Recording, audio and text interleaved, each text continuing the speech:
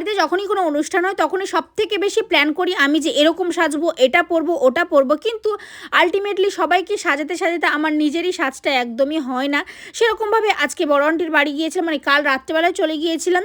এখানে সকালবেলা উঠে একটু ব্রেকফাস্ট বানাচ্ছিলাম, একটু সিট মাস্ক অ্যাপ্লাই করে নিলাম, একটুখানি মেকআপ করলাম। মেকআপটা করেছি সিরিয়াসলি আমি 10 মিনিটে, মানে সবাইকার মেকআপ করিয়ে দিয়ে আমার হাতে 10 মিনিট মতো সময় ছিল।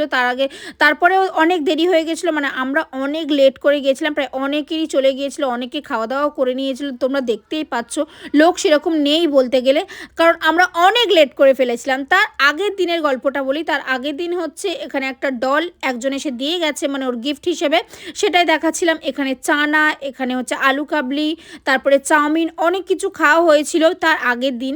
মানে সেদিন তো আর পেটটা ফুললি লোড ছিল, সেরকমভাবে আর কিছুই খাওয়া হয়নি। আর হ্যাঁ, ঘুগনিও ছিল। তো এইভাবেই দিনটা সেলিব্রেট করেছিলাম। তোমাদের ভিডিওটা কেমন লাগলো সেটা কমেন্টে জানিও। আজকের মতো আসি, টাটা।